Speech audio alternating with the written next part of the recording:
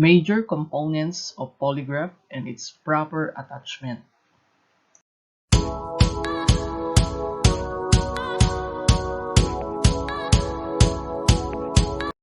The pneumograph component is used to record the changes of the breathing or breathing pattern of the subject.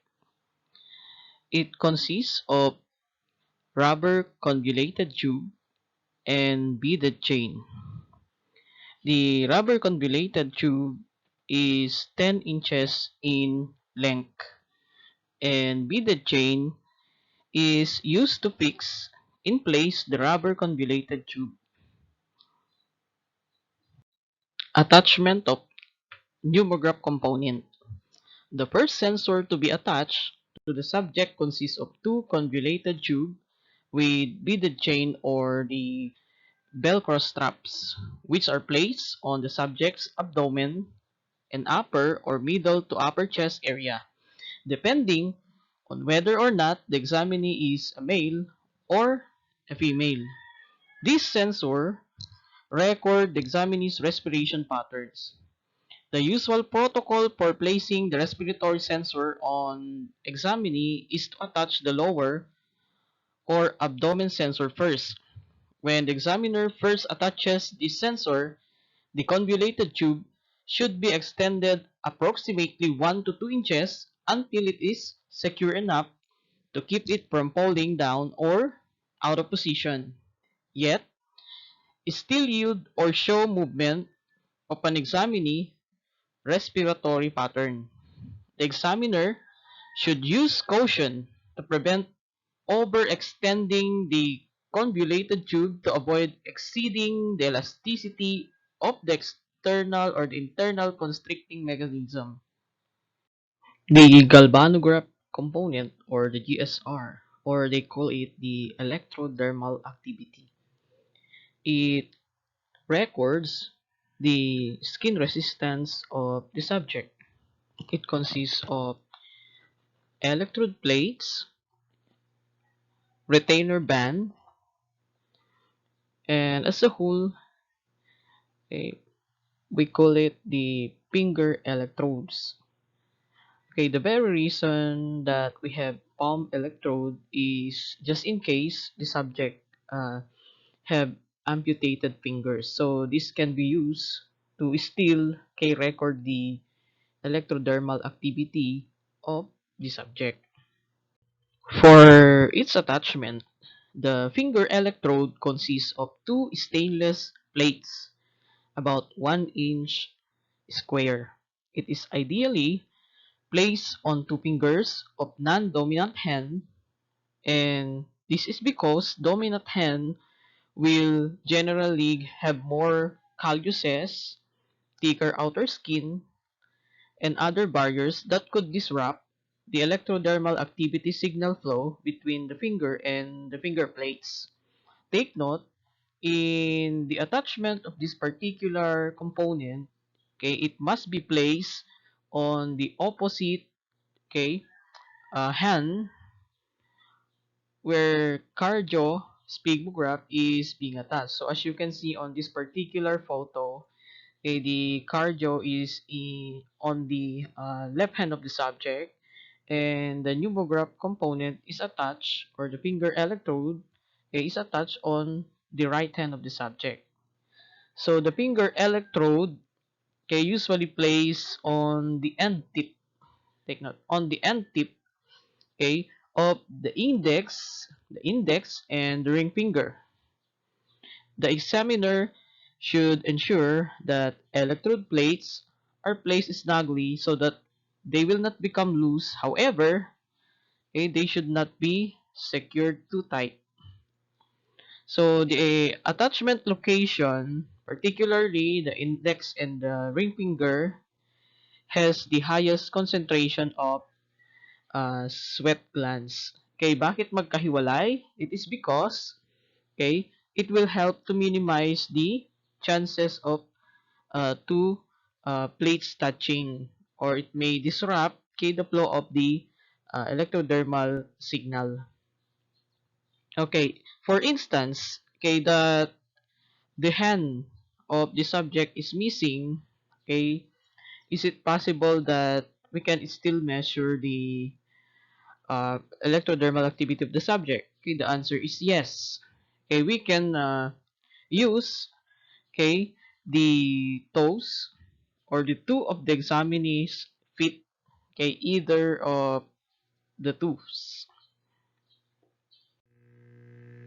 The cardiosphemograph component, it records the changes of blood pressure and pulse rate of the subject.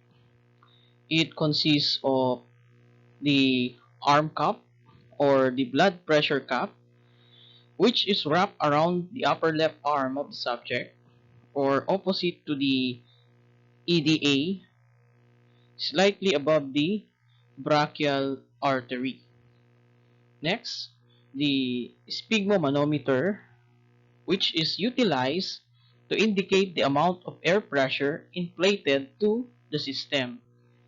And the pump valve assembly or the hand pump valve, or also known as air pump, which inflates air into the system.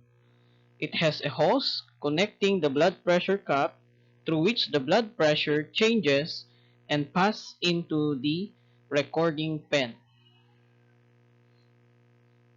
Attachment of cardiosphemograph component. The arm cup is placed over the brachial artery of the upper portion of the subject's arm. Some examiners prefer to place the arm cup on the left arm under proposition that it is closer to the heart and produces a stronger cardio signal, and some believe that the cup should be placed on the right arm because it allows the examiner to constantly view the cup and detect possible movements of or other anomalies. Regardless of which arm is selected, the arm cup must be placed on the arm opposite of the hand where the electrodermal activity sensor is located to minimize possible artifacts in the pneumotracing. So let us review the attachment of the three components. As mentioned in the previous presentation, we have the blood pressure cuff, which represents the cardiosphemograph component. So as we all know, okay, it must be attached to the location of the brachial artery, particularly to the upper uh, portion of the arm. The pneumograph component, which consists of the rubber convoluted tube attached to the chest and to the abdomen of the subject. The galvanometers or the galvanograph component, okay, which consists of two finger electrode attached to the index and the ring finger of the subject. Take note always that the location of this blood pressure cuff or the cardiosphemograph component must be opposite to the location of the galvanograph component, or it can be vice versa. The chemograph component is a motor that pulls the chart paper under the recording pen simultaneously at the rate of 6 to 12 inches per minute. Its speed constant is vital because vertical lines, which are spaced either at 1/2 or 1 inch interval, represents 5 to 10 seconds interval on the chart. This provides the examiner with a means of determining pulse rate and question spacing. Take note also that a chart roll is about 100 feet long, 6 inches width within 1/2 inch margin apart. There are two types of polygraph. The analog consists of inks, recording pens, and chart paper. Computerized polygraph consists of laptop wherein you can install the system for the polygraph test. The result of this particular test can be recorded on the laptop, and it can be printed using a typical computer printers. The polygraph tracing. Okay, for pneumograph, okay, it has blue color. It represents the two, okay, result of the abdominal and the chest assembly. Galvanograph component, it has green color, and the cardiograph component, it has red color. Types of questions in polygraph test. So this you will learn the do's and don'ts on test question construction in the conduct of polygraph test. Rules in formulating questions: must be simple and direct, must not involve legal terminology such as rape, assault, murder, and the like, must be answerable by yes or no only, must be short as possible, meaning must be clear and unmistakable. In the construction of question, use dialect which is known by the subject, must not be in a form of accusation, must never contain an inference which preopposes knowledge on the part of the subject, must refer to one offense only, and lastly, must refer to the element of the offense only. General questions for polygraph examination. There are two types. We have irrelevant question and relevant question. Irrelevant question are questions which do not relate to the matter under investigation and deal with the known facts about which the subject cannot lie. They are designed to absorb the initial response as the question sequences start and should produce little or no emotional change in the subject. They are generally utilized to establish the subject's norm and place to make necessary mechanical adjustment of the tracing. Sample question. During the test, the subject is wearing a blue shirt. So you can ask this question. Are you wearing a blue shirt right now? Second, we have relevant questions. These are questions which are direct, having a specific relationship to the crime or case on issue under consideration, to include some secondary elements such as guilty knowledge or partial involvement. The relevant questions are designed specifically to produce an emotional response attempting deception. Take note, relevant questions, your basis here in making question is the element of the offense under investigation or the crime under investigation. Sacrifice or Riyat questions. This is designed to absorb the responses generally generated by the introduction of the first relevant question in the series. It reveals the subject's norm plus stimulus and excitement level. Construction of this question is regarding the matter under investigation, as do you intend to answer truthfully all the questions? Example, regarding the missing watch, do you intend truthfully to answer each question about it? Knowledge questions.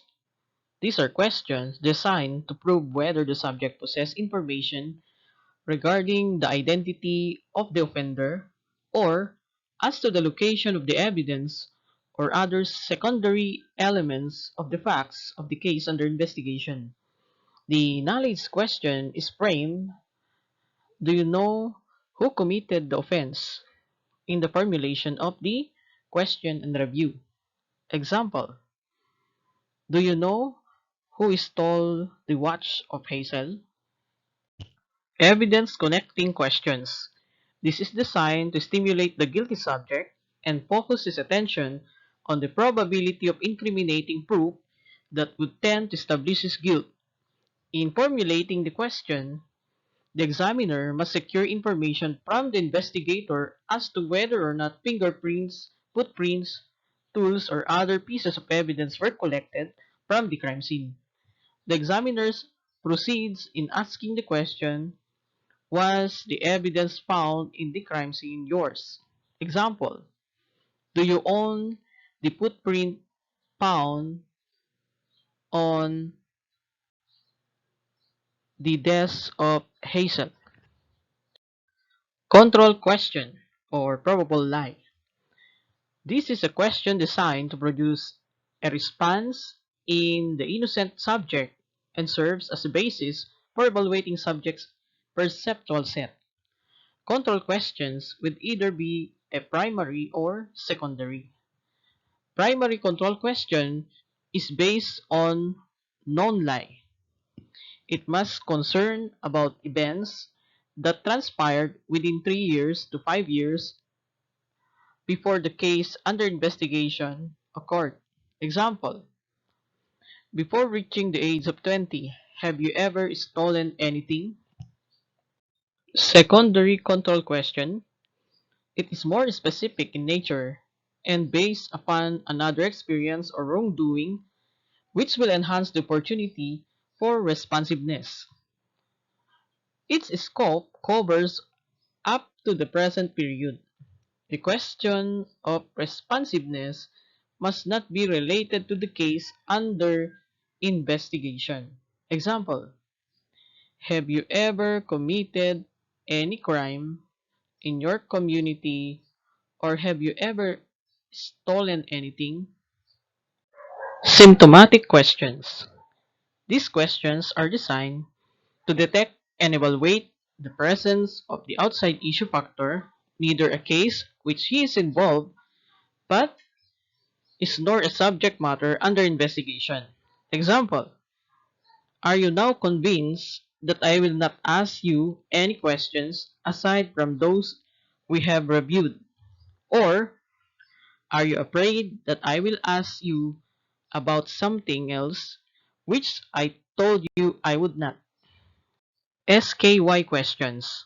These three questions, grouped together by Baxter, confirm the previous charts and may detect indirect involvement or guilty knowledge. S stands for suspect, K stands for know or knowledge, and the Y stands for you. The Y question is the same as the strong relevant question. Example: do you suspect anyone in particular of stealing Hazel's watch? Do you know for sure who stole Hazel's watch? Did you steal Hazel's watch?